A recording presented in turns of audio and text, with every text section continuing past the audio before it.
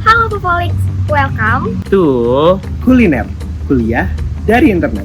Hai Popolix, kalian tahu nggak sih kalau timnas U23 kita kemarin meraih juara 4 di Piala Asia loh. Nah, salah satu alasannya bisa dibilang berkat proses naturalisasi pemain yang terjadi di dalam timnas nih Popolix. Pasti seru banget kan nontonin timnas kemarin. Nah, pas banget di kuliner episode kali ini kita akan belajar tentang asas kewarganegaraan dan juga naturalisasi. So Popolix stay tune ya.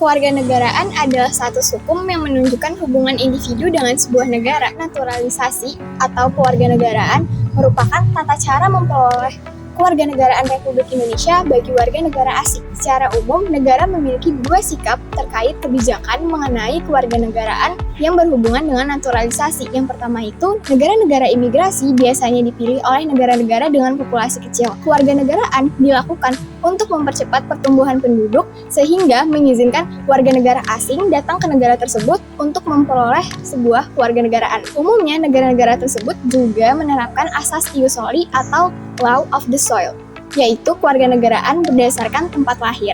Dan yang kedua adalah negara non-imigrasi. Negara-negara non-imigrasi dipilih dari negara-negara yang sudah memiliki jumlah penduduk yang besar dan padat. Kalaupun naturalisasi itu dilakukan, itu karena orang tersebut berpotensi untuk dimanfaatkan bagi pembangunan negara.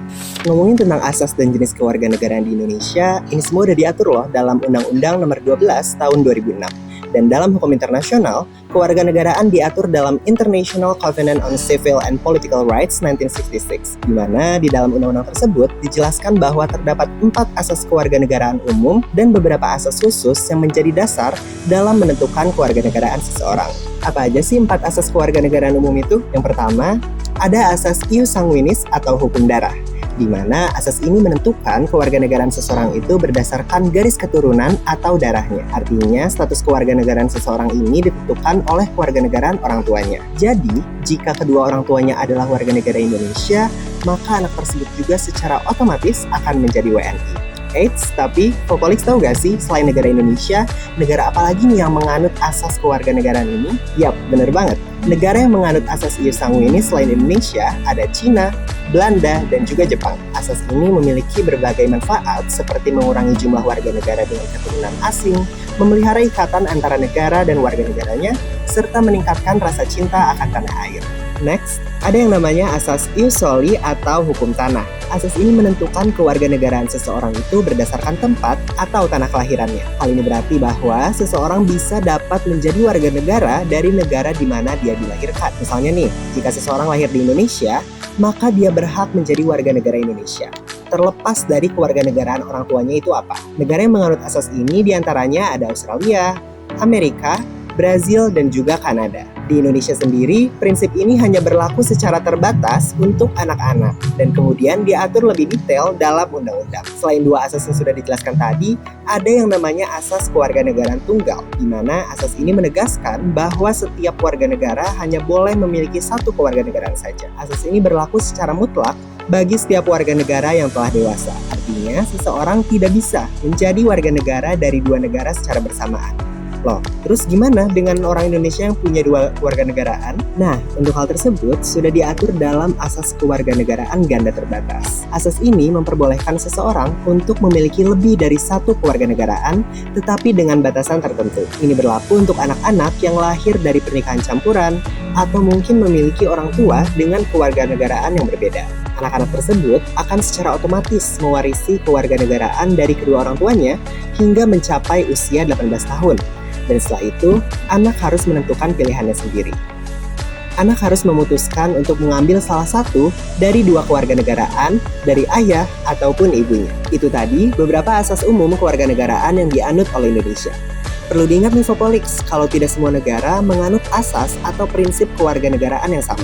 Justru karena ada perbedaan prinsip dasar dalam menetapkan kewarganegaraan, ada kemungkinan loh seseorang tidak memiliki kewarganegaraan atau bahkan memiliki lebih dari satu kewarganegaraan. Hal ini menjadi sebuah permasalahan yang dikenal dengan istilah apartheid dan juga bipartheid. Apa sih itu? Jadi, kedua istilah tersebut digunakan dalam konteks kewarganegaraan, di mana apartheid merujuk pada individu yang tidak memiliki kewarganegaraan. Loh, kok bisa? Nah, Fopolix, hal ini bisa terjadi karena misalnya saat seseorang bayi lahir di negara A misalkan, yang menerapkan asas ius sanguinis atau hukum darah, tetapi orang tuanya itu warga negara B, yang menerapkan asas ius soli atau hukum tanah. Nah, dalam situasi seperti ini, anak tersebut tidak akan diakui sebagai warga negara A maupun B, sehingga anak tersebut menjadi apartheid atau tidak memiliki kewarganegaraan. Sedangkan bipartheid adalah individu yang memiliki dua kewarganegaraan. Contohnya adalah ketika anak lahir di negara C yang menerapkan asas ius soli atau hukum tanah, otomatis mendapatkan kewarganegaraan di mana dia dilahirkan. Dan orang tuanya adalah warga negara D yang menerapkan asas ius sanguinis atau hukum darah. Nah, anak tersebut akan diakui sebagai warga negara C dan juga warga negara D, sehingga menjadi bipartheid. Balik lagi, hal tersebut bisa terjadi karena perbedaan negara dalam menetapkan kewarganegaraan. Individu yang menjadi apartheid ataupun bipartheid dapat menghadapi masalah-masalah di negara tertentu. Fopolix, tahu nggak sih berdasarkan Undang-Undang Nomor 16 Tahun 2006 terdapat dua cara untuk memperoleh kewarganegaraan. Yang pertama naturalisasi biasa dan yang kedua adalah naturalisasi istimewa. Naturalisasi biasa merupakan proses naturalisasi yang dilakukan oleh warga negara asing untuk memperoleh kewarganegaraan Indonesia dan terdapat 8 syarat. Yang pertama itu berusia 18 tahun, 5 tahun berturut-turut tinggal di Indonesia, atau 10 tahun berturut-turut tidak tinggal di Indonesia, sehat jasmani dan rohani, setia kepada Pancasila, mempunyai mata pencaharian yang tetap, bersedia memberikan atau membayar kepada kas negara dengan uang sejumlah antara 500 sampai 1 juta bergantung pada penghasilan setiap bulannya. Kemudian bersedia melepaskan kewarganegaraan asal dan yang terakhir dapat berbahasa Indonesia. Yang kedua itu ada naturalisasi istimewa. Naturalisasi istimewa diperoleh oleh seseorang yang telah berjasa bagi negara yang diberikan oleh Presiden dengan persetujuan DPR. Dengan yang pertama itu ada hak opsi stelsel aktif, yaitu hak untuk memilih warga negara, dan yang kedua ada hak angket atau stelsel pasif, hak untuk menolak warga negara. Naturalisasi juga memiliki pro dan kontra tersendiri loh, tergantung pada berbagai faktor seperti kebijakan negara, kondisi ekonomi, dan faktor sosial politik lainnya. Nah, ini dia beberapa pro dan kontra terkait dengan naturalisasi. Untuk pro yang pertama, naturalisasi dapat meningkatkan hubungan diplomatik nih, misal antara Indonesia dengan negara asal individu yang dinaturalisasi. Hal ini dapat membuka peluang untuk kerjasama lebih lanjut di berbagai bidang loh, seperti perdagangan, pendidikan, dan juga teknologi. Yang kedua, naturalisasi ini juga dapat meningkatkan keberagaman budaya, baik di Indonesia maupun di negara lain ya Fopolix.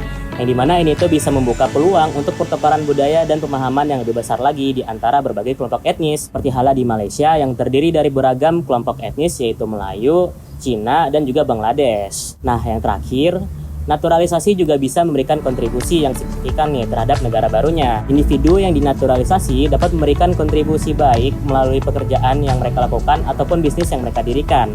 Ya, contohnya seperti Timnas Indonesia yang memberikan kontribusi melalui pekerjaan yang mereka lakukan, yaitu bermain bola untuk negara.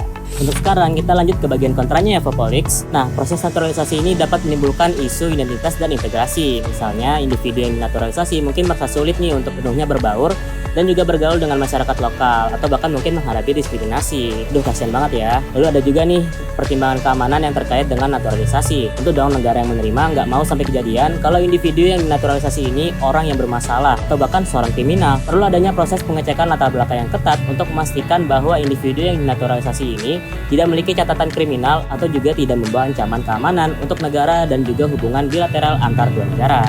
Muncul juga nih pertanyaan tentang kewarganegaraan ganda. Bahkan Indonesia termasuk negara yang tidak mengakui kewarganegaraan ganda loh.